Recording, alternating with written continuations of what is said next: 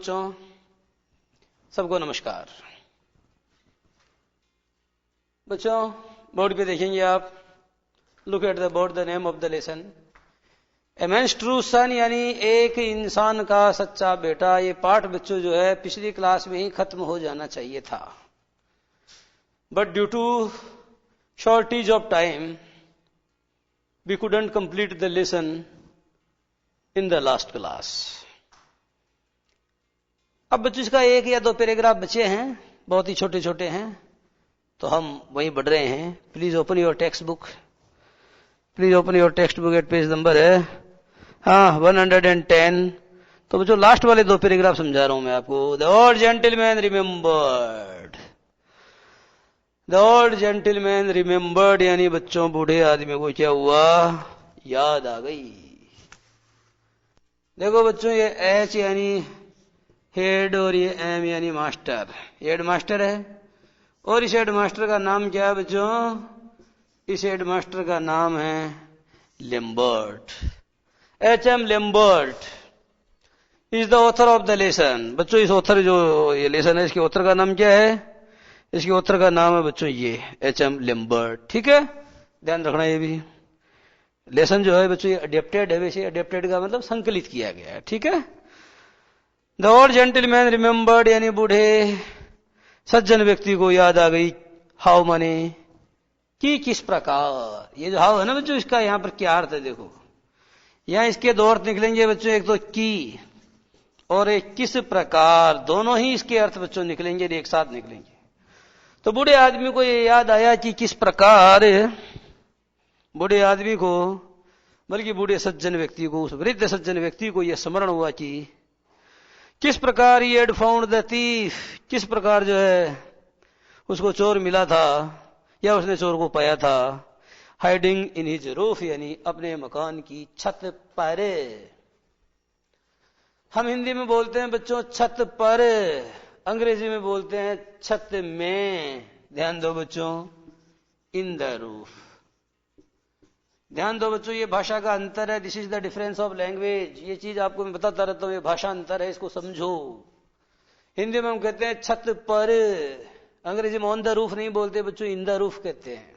दूसरा, हम कहते हैं बिस्तर पर, और अंग्रेजी में बच्चों ऑन द बेड नहीं कहते, क्या बोलते हैं, इन द बेड कहते हैं। उसी तरीके से हम कहते हैं पेड़ पर, पेड़ पर बुलबुल, पेड़ पर चिड़िया, ऐसा कुछ बोलते हैं आप, स्पैरो। तो बच्चों ऑन द ट्री नहीं होता, इन द ट्री होता है। ठीक है, इन द ट्री होता है बच्चों। तो ये बातें आपको दिमाग में रखनी चाहिए।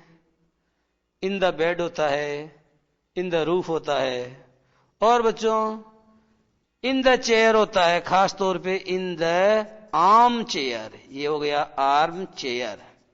ये अत्तेदार कुर्सी होती है तो बच्चों इनका प्रयोग होता है, लेकिन स्टूल वगैरह बैठते हो तो ऑन द स्टूल का प्रयोग होता है। ठीक है।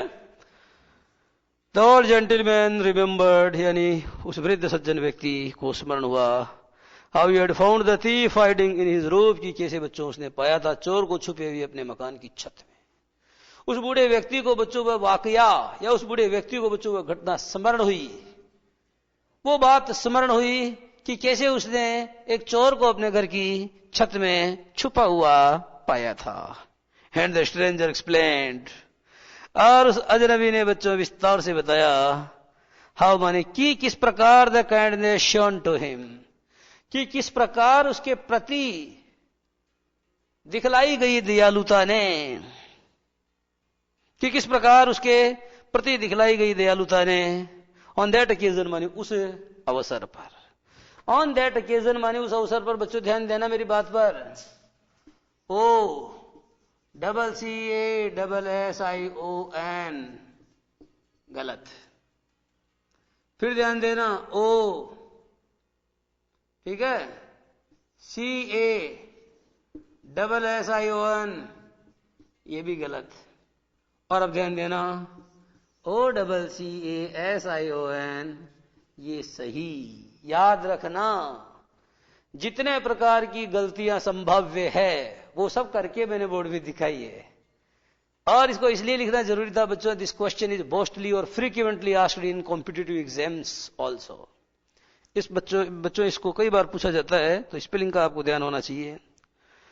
तो बच्चों ये कह रहा है कि एंड द स्ट्रेंजर एक्सप्लेन्ड, और बच्चों उस अजनबी ने विस्तार से बताया, हाउ माने कि किस प्रकार the kindness shown to him on that occasion, माने उस अवसर पर उसके प्रति दिखलाई गई दयालुता ने हेड चेंज्ड हिज लाइफ, माने उसकी जिंदगानी को बदल दिया। अरे उस मौके पर उस बूढ़े बुजुर्ग और सज्जन व्यक्ति के द्वारा उस अजनबी चोर के प्रति जो दया दिखलाई गई, उस दयालुता के काम ने, the act of that kindness had changed the life of that man as a whole.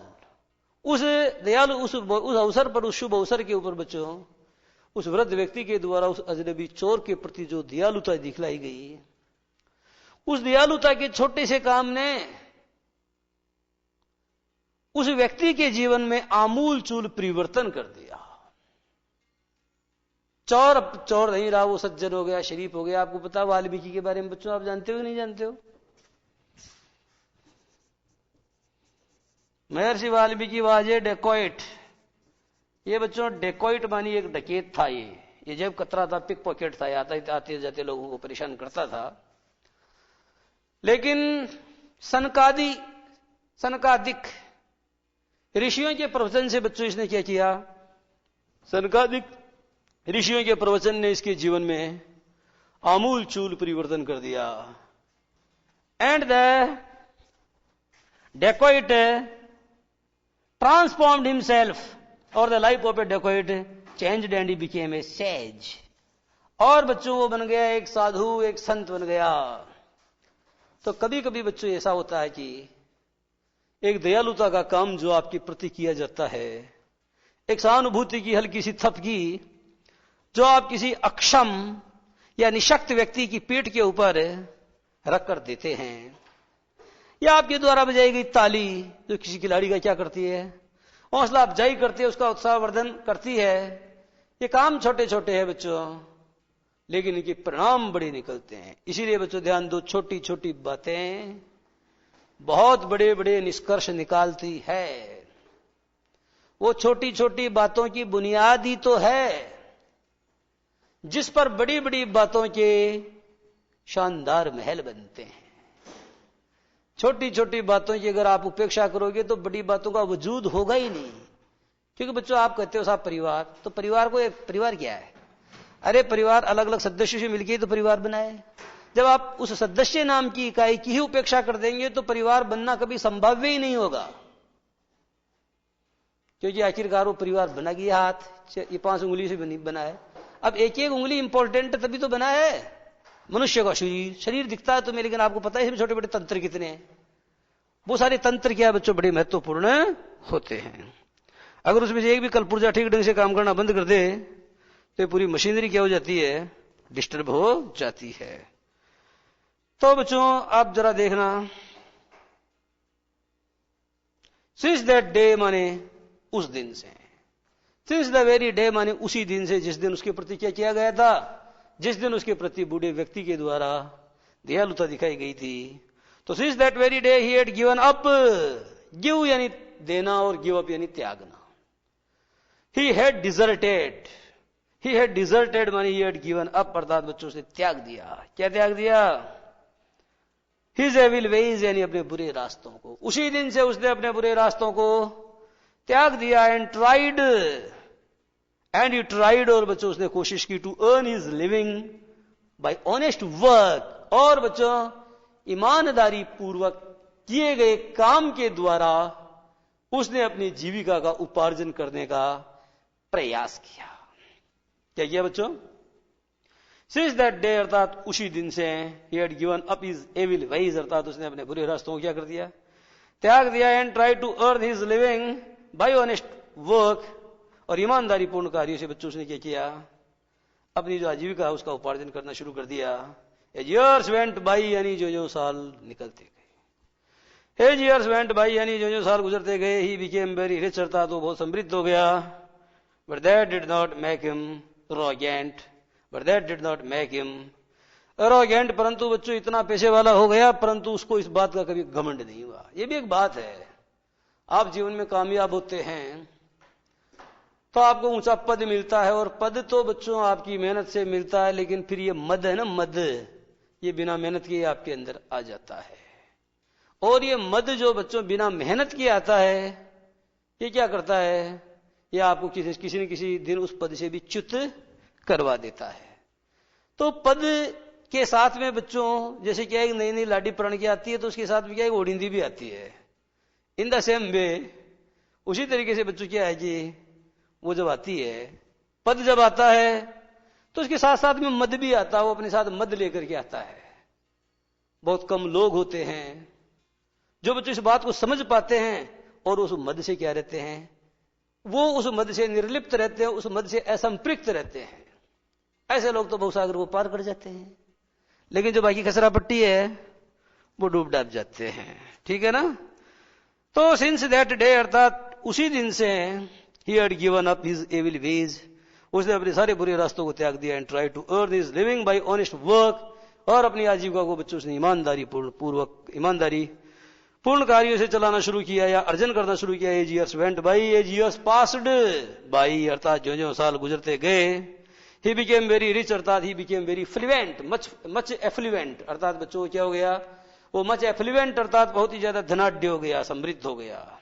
But that did not make him arrogant, but that did not make him proud, परंतु इन सब बातों से बच्चों उसको क्या नहीं हुआ, इन सब बातों का उसको घमंड नहीं हुआ। इट वॉज हिज ड्यूटी, ये उसका कर्तव्य था। He felt to show to others the same kindness, वो ऐसा महसूस करता था कि उसका कर्तव्य था कि वह अन्य व्यक्तियों को वैसी ही दयालुता दिखाए, वह अन्य व्यक्तियों के प्रति वैसी ही दयालुता दिखलाए जैसी दयालुता उसके प्रति उस वृद्ध व्यक्ति के द्वारा उस जन्मदिन के उत्सव के अवसर पर दिखलाई गई थी। It was his duty. He felt को बाहर निकालो, he felt that it was his duty, वो ये महसूस करता था कि उसका कर्तव्य था टू शो टू अदर्स, कि वह दूसरे लोगों के प्रति भी दिखाए the same concern and the same kindness, वैसी परवाह और वैसी दयालुता, that had been shown to him by the gentleman, जो दयालुता उसके प्रति उस भद्र व्यक्ति के द्वारा, उस भद्र पुरुष के द्वारा प्रदर्शित की गई थी। The old gentleman was deeply touched by this story. जब चोर ने बच्चों ये कथा सुनाई तो the old gentleman was deeply touched by this story, अर्थात बच्चों जो बच्चों वृद्ध सज्जन व्यक्ति था वो बड़ी गहराई से इस कहानी के द्वारा द्रवीभूत हो गया। टच माने होता है बच्चों, इस बात ने उसके मर्म को स्पर्श किया, इस व्यक्ति की कहानी ने उस व्यक्ति के मर्म को स्पर्श किया, and he was deeply touched, और बच्चों दिल की गहराई से, दिल की अतल गहराइयों में बच्चों क्या हो गया, वो द्रवीभूत हो गया, वो पसीज गया, वो द्रवीभूत हो गया, वो द्रवित हो गया, मजा आ गया। उसे सोचा भी नहीं था कि मैंने इस तरीके से जो अच्छा सा काम किया वो तो करके भूल गया था, इसका नतीजा इतना अच्छा निकलेगा। माना कि वो व्यक्ति सुधर गया, उससे इस वृद्ध व्यक्ति को कुछ मिला हो न मिला हो, लेकिन गजब की तुष्टि मिली है, गजब का संतोष मिला है, उच्च कोटि का बच्चों क्या है, कंटेंटमेंट मिला है। The old gentleman was deeply touched by this story। इस कथा को सुनकर के वृद्ध व्यक्ति, वृद्ध सज्जन व्यक्ति, वृद्ध भद्र पुरुष क्या हो गया बच्चों, he was very deeply touched, अर्थात बड़ी, इस बात ने बड़ी गहराई से उसके अंतरतम को स्पर्श किया, उसके मर्म को स्पर्श किया। And when all the other guests had left, और जब तमाम मेहमान जा चुके थे और जब समस्त अतिथि प्रस्थान कर चुके थे, he turned to the stranger and said to him, वो अजनबी की तरफ मुड़ा और उसने उससे कहा, क्या कहा, यू सी, तुम देखते हो, यू सी माने यू आर सीइंग, लेकिन ऐसे बोल नहीं सकते, हम आईएनजी का प्रयोग नहीं कर सकते ना, इसलिए अपन बोलते हैं यू सी, अर्थात तुम देख रहे हो। क्या, I have many sons and grandsons, मेरे बहुत सारे बेटे हैं, बहुत सारे पोते हैं। ट्रोली नहीं है, ट्रोला है, बेटे और बेटियों का, पोते और पोतियों का, दोहिते और दोहितियों का। ठीक है, नाती भी बोलते हैं। मैं बहुत बड़ा हो गया था तब तो समझता नहीं था कि नाती क्या है। नाता यानी तो नाता जानते हैं भाई, नाता है, प्रेम का नाता है, एक नाता भी है। एक कोई औरत शादीशुदा या ऐसी कोई छोड़ के किसी दूसरे को भग जाती है तो अपन उसको क्या बोलते हैं, वो अपन कहते साहब भाई जो नाते जा बड़ी बड़ी डामशा बताओ जो वो नाते चली जाती है, ये दूसरा वर्ड है। अब एक नाती है, तो नाता नाती इससे लेना देना नहीं है, नाती अलग चीज है। नाती क्या होता है? नाती दोहिता होता है, उसको नाती बोलते हैं, ये तो बात है। कई शब्द है जैसे उदास और उदासीन है, तो बच्चों उदासीन का उदास से कोई संबंध नहीं है, क्योंकि आप लोग क्या समझते हैं उदास है तो उदासीन भी होगा, जो उदासीन होता वो उदास नहीं होता, जो उदास होता वो उदासीन नहीं होता। हो भी सकता, नहीं भी हो सकता, but these words are not interrelated. इन शब्दों के मध्य क्या नहीं है? किसी प्रकार का कोई संबंध नहीं है। एक बच्चों हॉस्पिटल होता है, एक हॉस्पिटैलिटी होता है। हॉस्पिटल और हॉस्पिटैलिटी के मध्य कोई संबंध नहीं है। हॉस्पिटल तो अस्पताल है, हॉस्पिटैलिटी यानी क्या होता है? मेहमानबाजी होती है। तो बच्चों वो कहता है कि यू नो, यू सी या यू सा, यू आर सीइंग अर्थात तुम देख रहे हो। यू आर सीइंग गलत होता है, मैंने आपको पहले कहा, ठीक है। मैं इसको कहना चाहता हूं, इसका अर्थ ये है, यू सी अर्थात तुम देख रहे हो, आई हो many sons and grandsons अर्थात मेरे हैं बहुत सारे बेटे और बच्चों मेरे क्या है बहुत सारे पोते हैं, जैसा कि तुम देख रहे हो। But none of them seems so dear to me this night as you, परंतु उनमें से कोई भी आज की रात मुझे उतना प्रिय प्रतीत नहीं हो रहा जितने कि तुम हो रहे हो। Through a little kindness, through a little act of kindness अर्थात दयालुता के एक छोटे से काम से, विच आई डिड टू यू, जो संयोगवश मैंने तुम्हारे प्रति किया था, सो मेनी ईयर्स है, वो भी कई सालों पहले। Acts of kindness you been born, दयालुता के अन्य कामों का जन्म हो गया है। एक दीप मैंने जलाया और तुमने दीप से दीप जलाया। तुमने दीप से दीप जलाया तो बच्चों क्या हुआ? ठीक है, दीप से दीप जलते रहे और कारवां एक कारवां बन गया। क्या बन गया बच्चों? एक कारवां, ये जो है शम्मों का कारवां बन गया है। तो ये कहता है कि बॉर्न, नए नए अच्छे कामों का जन्म हो गया है। Now there is no limit to the number of sons and grandsons and grandsons of, and now there is no limit, और बच्चों अब कोई सीमा नहीं है किसकी? To the number of sons यानी मेरे बेटों की तादाद, मेरे पोतों की तादाद, grandsons and great grandsons और मेरे पड़पोतों की तादाद, of that one small deed of mine, वो the small deed, the small task और द स्मॉल वर्क और the small act performed by me, मेरे द्वारा निष्पादित किया गया जो छोटा सा काम है बच्चों, उस काम की वजह से मेरे इतने बेटे, इतने पोते, इतने पड़पोते, इतने सड़पोते, इतने खड़पोते, क्या नहीं है? कोई लिमिट नहीं है, कोई लिमिट नहीं है। तो बच्चों इतने सारे बच्चे हो गए इसके। कहने का मतलब बच्चों ये व्यक्ति क्या है? ये व्यक्ति साधारण व्यक्ति के से उठकर के मधुमती भूमिका में पहुंच गया है। मधुमती भूमिका में जब पहुंच जाता है व्यक्ति तो वो क्या हो जाता है? वो बच्चों वो जो है द्वंद्वातीत हो जाता है, द्वंद्वातीत हो जाता है, सब प्रकार से ऊपर उठ जाता है, सब अपने हैं। I am grateful to you, मैं तुम्हारा आभारी हूं, because you been the means of passing on that kindness, मैं तुम्हारे प्रति आभारी हूं क्योंकि तुम वो जरिया हो, तुम वो माध्यम हो जिसके ऊपर सवार होकर के मेरी शराफत आगे बढ़ी है और लोगों तक पहुंची है। You are indeed a true son to me, तुम वाकई मेरे सच्चे बेटे हो। समझ आ गया? तुम वाकई मेरे क्या हो? तुम वाकई मेरे सच्चे बेटे हो। And it was very kind of you, और ये तुम्हारी बड़ी नेकी है, तुम्हारी बड़ी भल मनसाहत है, to come to me, that you came to me, कि तुम मुझसे मिलने आए, and tell me your story, और आकर के तुमने मुझे अपनी दास्तानी जिंदगी सुनाई। ये तुमने बड़ा अच्छा काम किया, ये तुम्हारी नेकी है, इसके लिए मैं जो तुम्हारा आभारी हूं। तो बच्चों चैप्टर तो खत्म हो गया है, परंतु इंटरवल का टाइम आ गया है। हम 2 मिनट का ब्रेक लेंगे, उसके बाद पुनः आपकी सेवा में हाजिर होंगे।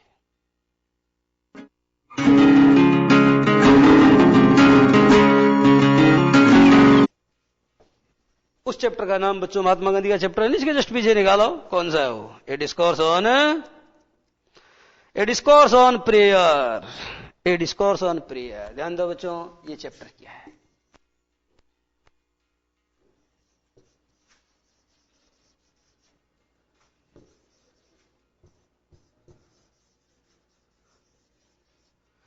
ये हमारे पूज्य बापू महात्मा गांधी, हमारे राष्ट्रपिता के द्वारा लिखा गया पाठ है बच्चों। महात्मा गांधी को हम क्या बोलते हैं? उनका पूरा नाम मोहनदास करमचंद गांधी था। कहते हैं उनके जो बाप दादे हैं, बड़गे हैं बच्चों, वो क्या करते थे? वो इत्र फुलेल बेचते थे। क्या बेचते थे वो? इत्र फुलेल बेचते थे। इसलिए चूंकि वो गंध बेचते थे। क्या बेचते थे वो? गंध। तो जो गंध बेचेगा बच्चों को क्या कहलाएगा? वो गंधी कहलाएगा, गंधे। और गंधी को बच्चों कभी कभी हम क्या बोलते हैं, बाद में गांधी बोला। और वो एक तो मिस्टर गंधाई बोलता था, गांधी जी को क्या बोलता था? मिस्टर गंधाई, मिस्टर गंधाई। ऐसे कौन बोलता था? मेरे हिसाब से वो जिन्ना है ना, वो बोलता था मिस्टर गंधाई। तो ये क्या बच्चों, अंग्रेजी को ऐसे बोलते हैं। अंग्रेजी एक वैज्ञानिक भाषा नहीं है, हिंदी वैज्ञानिक भाषा है। अंग्रेजी वैज्ञानिक भाषा नहीं है, जो गांधी बोल देते हैं और कभी गंधाई बोल देते हैं। एक बात और है, अंग्रेजी में जब हम लिखते हैं तो उसको एन लिखना पड़ता है, और अगर मान लो अपन ये न लिखते हैं न, तो भी एन लिखना पड़ता है। तो बताओ वैज्ञानिक भाषा कहां हुई? और सुनो, ये CUT कट, या तो ये कट है, और ये PUT अब इस बार पुट है। इसका क्या नियम है? कोई नियम ही नहीं, तो गड़बड़ जाला है ना। अब जैसे मान लो कै लिखना है तो एक बार तो लिखते हैं CAT कैट, एक बार लिखते हैं KIT काइट, एक बार लिखते हैं SCHLL स्टूल मानी स्कूल, और एक बार लिखते हैं QUEEN क्यू। तो बताओ ये वैज्ञानिक भाषा है क्या? ये नहीं है। ये बच्चों वर्णात्मक भाषा नहीं है, ये ध्वन्यात्मक भाषा है। ध्वनि पर आधारित है, इसलिए नियम वियम कई क्लासों की इसके ऐसे ही हैं, गड़बड़ जाले है ना। मेरे हिसाब से तो इसके लिए भी क्या है कि एक भाषा सुधार आयोग का गठन करना चाहिए, और इसमें थोड़े बहुत सुधार कर दें तो ठीक ही है। और अपने हिंदी में क्या, कोई अक्सर कभी जैसे अपन ने कोई शब्द लिखा तो कोई साइलेंट रहता है, या कभी कोई साइलेंट नहीं रहता? साइलेंट का क्या मामला है? अंग्रेजी में क्या है, जैसे KNOW, तो ये जो है ये कनो नहीं है तो नो है। हिंदी में ऐसा कभी देखने को नहीं मिलेगा आपको। जो लिखा जाएगा वो बोला जाएगा, जो बोला जाएगा वो लिखा जाएगा। वैसी समरूपता क्या है इस भाषा में नहीं है। तो नहीं है तो अपने करने से थोड़ी होगी। ये तो बता दिया मैंने तुलनात्मक करके कि दोनों भाषाओं का मामला यही है, आना चाहिए आपको। अब बात है बच्चों डिस्कोर्स। तो आप जानते हो कोर्स यानी क्या होता है, और डिस्कोर्स यानी क्या होता है? तो देखो भाई, डिस्प्ले बच्चों एक क्या है, एक उपसर्ग है। उपसर्ग का मतलब क्या अंग्रेजी में क्या बोलते हैं? प्रेफिक्स है। अब बात यह है जी, ये कोर्स है बच्चों। एक तो आप जानते हो, बताओ 10वीं के कोर्स में क्या क्या है? कोर्स जानते हो? ओके। एक कोर्स होता है बच्चों जैसे ऑन द कोर्स। तो ये जो कोर्स शब्द है बच्चों, इसका मतलब रूट भी होता है। रूट या जो रास्ता या जो होता है उसको भी आप क्या बोलते हैं? कोर्स ही बोलते हैं। अब जब आप इसके डिस लगाते हैं तो डिस्कोर्स, तो इसका इससे कोई लेना देना नहीं है, मीनिंग चेंज हो जाएगा प्रीफिक्स लगाने से। डिस्कोर्स यानी क्या होता है बच्चों? डिस्कोर्स यानी होता है सरमन, SERMON। सरमन को हिंदी में बोलते हैं प्रवचन। आप जानते हो बापू जी को प्रवचन देने के बड़े शौक थे, प्रवचन दिया करते थे। वो आए दिन प्रवचन देते थे, इसीलिए लोगों ने उनको साबरमती का संत, द सेंट ऑफ साबरमती कहना शुरू कर दिया। अहिंसा की बातें करते थे, और सत्य और अहिंसा की बातें करते थे, ठीक है। और बच्चों की किताब जो है वो उसका नाम क्या है? My experiments with truth. Hindi में बोलते हैं बच्चों सत्य के प्रयोग। वैसे तो होना चाहिए सत्य के प्रति मेरे प्रयोग, लेकिन इसका हिंदी अनुवाद क्या है? सत्य के प्रयोग, ठीक है। तो सत्य के प्रयोग बच्चों इनकी ऑटोबायोग्राफी है। ऑटोबायोग्राफी क्या है बच्चों? ऑटोबायोग्राफी यानी आत्मकथा, जो खुद इन्होंने लिखी है। समझ में आ गया ना? हिंद स्वराज दूसरी किताब। और बच्चों हिंद स्वराज तो इन्होंने जहाज में बैठ के लिखी थी। किताब क्या है? कोई 10-20 पन्नों का संकलन है, जो उसको किताब ही कहते हैं। और बच्चों बहुत बड़े वकील थे महात्मा गांधी, जानते हैं आप? महात्मा गांधी के बारे में बहुत कुछ जानना चाहिए आपको। बात अंग्रेजी की नहीं, आगे जब पढ़ोगे आप तो बच्चों महात्मा गांधी का बड़ा रोल है। आजादी के आंदोलन में भी उसमें जाते हैं, क्या बोलते हैं उसको, गोल में सम्मेलन है उसमें भी जाते हैं मिस्टर गंधाई, तो बहुत कुछ करते हैं। तो बच्चों इनके द्वारा पाठ लिखा गया है ए डिस्कोर्स ऑन प्रेयर। तो ध्यान दो बच्चों, this is not a lesson, ये लेसन नहीं है। मेरा मतलब this is not an extract of a book, ये किसी किताब का अंश नहीं है, but actually this is an extract of the lecture or a speech that was delivered by Mahatma Gandhi in order to address some students. उस जमाने में कुछ विद्यार्थियों को संबोधित करने के लिए गए थे। जैसे आपको पता ना IIT वगैरह में डॉक्टर कुमार विश्वास जाता है, फिर वहां के लड़कों को कविताएं सुनाता है, कोई दीवाना कहता, ठक पूरे लड़के तालियां। तो तो वो वैसे उपदेश। हमारे गांधी जी तो प्रार्थना की बातें करते थे, तो ये गए वहां। इनको क्या करना था बच्चों, he was to address some students, इसको पूरे विद्यार्थियों को इनको जो संबोधित करना था। तो उन विद्यार्थियों को संबोधित करते हुए इन्होंने क्या बताया, व्हाट इज द इंपॉर्टेंस और व्हाट इज द रोल और what is the significance of prayer in our life. हमारी जिंदगी में प्रार्थना का क्या महत्व है। ये प्रार्थना नाम की कोई चीज होती है भी कि नहीं है। अगर प्रार्थना को हम बाजार में बेचे तो 2 रुपये में नहीं बिके। फिर हम रोज प्रार्थना के लिए समय निकालें क्यों, हर दिन हम प्रार्थना के लिए समय क्यों निकालें। जिसका ये तो एक भाव टाइप की चीज है ना, जिसका तो कर दिया प्रार्थना तो भी कोई बात नहीं है, नहीं किया तो भी कोई बात नहीं, कर दिया तो कोई आकर के आपको देगा नहीं, पहले ये 100-200 रुपये ले जाते, और नहीं करोगे तो कोई आपका नुकसान करेगा नहीं। फिर भी प्रार्थना तो जरूरी है। तो जरूरी क्यों है ये, तो इस चीज का जो महत्व है बच्चों, इसका प्रतिपादन किया था महात्मा गांधी ने इस चैप्टर में। ठीक है, तो ए डिस्कोर्स ऑन प्रेयर का मतलब होता है बच्चों प्रार्थना पर प्रवचन या प्रार्थना के ऊपर उपदेश। तो प्रार्थना बड़ी महत्वपूर्ण चीज है बच्चों, आपको पता है। सब लोग प्रार्थना के ऊपर बातें करते हैं। रविंद्रनाथ टैगोर और महात्मा गांधी बड़ी निराले व्यक्ति थे। कैसे थे, एक दूसरे को उपाधि देते थे। महात्मा गांधी इनको कहते थे, महात्मा गांधी को ये उपाधि दे देते थे। महात्मा गांधी को टैगोर कहते थे आप महात्मा है, महात्मा की उपाधि दे दी। गांधी जी ने कहा चलो ठीक है, तुमने दे दी तो मैं भी देता हूं। गांधी जी ने उनको कौन सी उपाधि दे दी, गुरुदेव की उपाधि दे दी। और महात्मा गांधी को राष्ट्रपिता की उपाधि किसने दी, तो महात्मा गांधी को राष्ट्रपिता की उपाधि बच्चों नेताजी सुभाष चंद्र बोस ने कहा इनको राष्ट्रपिता। हालांकि आप जानते हो कि राष्ट्रपिता कोई संविधान में दी गई उपाधि नहीं होती, जैसे राष्ट्रभाषा नहीं होती है। राष्ट्रभाषा थोड़ी होती है, राजभाषा होती है। अब हिंदी देश की हमारे भारत की राष्ट्रभाषा है, लेकिन राष्ट्रभाषा का कहीं उल्लेख नहीं हो तो अपने आप ही है। अपन ने कह दिया कि राष्ट्रभाषा तो राष्ट्रभाषा है, आगे बात समझे, क्योंकि ज्यादा से ज्यादा लोग बोल रहे हैं तो राष्ट्रभाषा ही और क्या है। तो बच्चों हम कह रहे हैं कि डिस्कोर्स ऑन प्रेयर यानी प्रार्थना के ऊपर दिया गया एक संभाषण। तो प्रार्थना पर तो सब मुग्ध हैं। टैगोर ने भी तो लिखा है बच्चों, प्रार्थना के नाम से ही तो कविता लिखी है। कौन सी, उस कविता का बच्चों जो पहले नाम ही प्रार्थना ही था। Where the mind is without fear and head is held high, where knowledge is free, where the words come out from the depth of truth. वो जो कविता है बच्चों, उसका जो मूल टाइटल है वो एक्चुअली कौन सी उसमें लिखी गई थी, वो बच्चों बंगला भाषा में लिखी गई थी। नैवेद्य के नाम से कोई रचना थी जिसमें थी, और उसका शुरू का जो टाइटल था वो प्रार्थना ही था। तो प्रार्थना के बारे में उन्होंने भी लिखा। और प्रार्थना तो बच्चों आप जानते हो, अपने तो वो टीके विके आ रहे हैं, उन पर भी क्या लिखा, वसुदेव सर्वे भवन्तु सुखिनः सर्वे सन्तु च निरामया सर्वे भद्राणि पश्यन्तु मा कश्चित् दुःख। ऐसी बातें हैं। ये प्रार्थना है बच्चों, एक तरह से भगवान से हम प्रार्थना करते हैं। सबको क्या करो, सबका भला करो भगवान, दुखिया सब सुखिया हो ही जाए, पावे बैकुंठा धाम, सबका भला करो भगवान। ये प्रार्थना है। हे प्रभु आनंद दाता, रामदरेश त्रिपाठी लिखता है, प्रभु आनंद दाता ज्ञानम को दीजिए, शीघ्र सारे अवगुणों को दूरम से कीजिए। व्हाट इज दिस, ये भी प्रार्थना है। तो बच्चों आप दिन की शुरुआत स्कूल में जाते हो तो प्रार्थना से करते हो, और प्रार्थना अगर कुछ नहीं होती तो वो स्कूल वाले टीचर हेडमास्टर सारे बेवकूफ नहीं है जो आपको जाते ही प्रार्थना बुलवाते। और आज ही नहीं, ये युगों युगों से ऐसा हो रहा है। तो फिर प्रार्थना तो महत्वपूर्ण तो है, लेकिन बच्चों प्रार्थना महत्वपूर्ण है, लेकिन उसको परिभाषित कैसे करें, उसको कैसे समझाएं आपको, तो ये बातें हैं बच्चों। टैगोर ने बड़ी कविता में लिखा बच्चों प्रार्थना के बारे में, वो कहते हैं, लेकिन प्रार्थना करने का तरीका अलग बताया उन्होंने। टैगोर ने क्या बताया, live this singing chanting and telling of beats. Tagore कहते हैं कि भाई ये जो माला वाला है ना, माला तो कर में फिरे, जीप फिरे मुखमाई, और मनवा तो चौदिशी फिरे, ये तो सुमिरन नहीं। टैगोर ने ये बात कही, और कबीर ने भी ये बात हिंदी में कही। तो ऐसी बातें हैं। अब बच्चों मैं आपको पहला पैराग्राफ पढ़ के बताता हूं।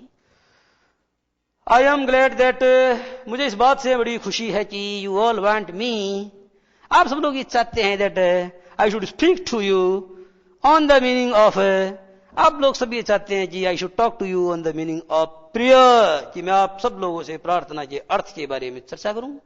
And necessity of prayers and necessity for prayers, और प्रार्थनाओं की आवश्यकता के विषय में मैं आपसे चर्चा करूं। आप सब लोग ये चाहते हैं। ये बात जान के मुझे बड़ी खुशी है। I believe that prayer is the very soul, मैं ऐसा विश्वास करता हूं या मैं ऐसा मानता हूं कि prayer is the very soul, यानी प्रार्थना क्या असल आत्मा है। एंड इसेंस, और असल निचोड़ है, ऑफ रिलीजियन माने बच्चों धर्म का, निचोड़ माने सार। मेरा ऐसा मानना है कि प्रार्थना आत्मा और धर्म का सार है। सार सार को गई रहे तोता दे उड़ाए। तो सार है बच्चों, जैसे गन्ना होता है तो गन्ने का रस तो हम निचोड़ देते हैं ना, बाकी कचरा तोता दे उड़ाए।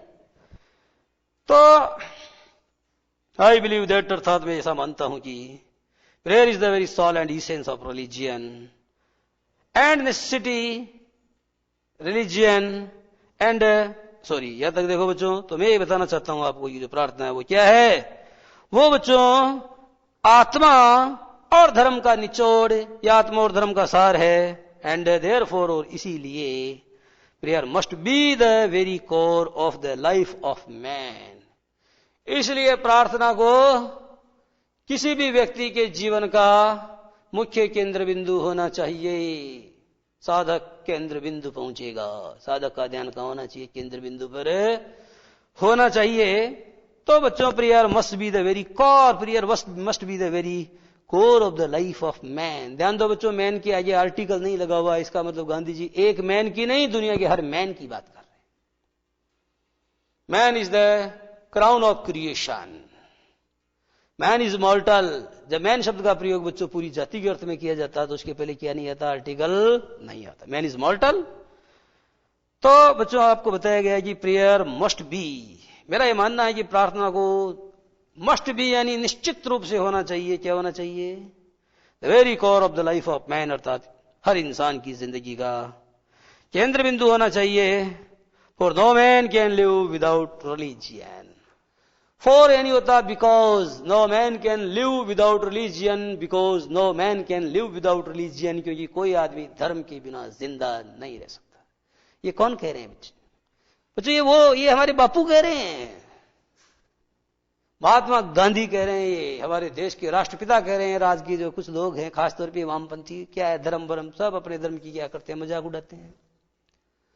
हमारा जो गौरवपूर्ण अतीत है उसकी धज्जियां उड़ाने में क्या है, इनको मजा आने लगा है। और ये क्या है, ये अंग्रेजी दांव बन रहे हैं। तो बच्चों ये हमें सीख लेनी चाहिए इन बातों से। भाई हमको इन बातों से सीख लेनी चाहिए कि घर की मुर्गी दाल बराबर से, मतलब मैं ये कहना चाहता हूं कि हमारे धर्म ग्रंथ, हमारे शास्त्र, हमारा अतीत, ये सब हमको बकवास लगता है। लेकिन डार्विन वगैरह की थ्योरी पढ़ते हैं हम तो, वो ऐसे किया वैसे किया, मछलियों से हमारा जन्म हुआ। और ये हमारे बड़े बड़े जो धर्म ग्रंथ हैं जिनमें मत्स्य अवतार, पता नहीं कौन कौन से अवतार बताए गए हैं, जिनमें सब चीजें ऑलरेडी है, लेकिन हम अपनी बात को स्वीकार नहीं करेंगे, हम दूसरे की बात को स्वीकार करेंगे।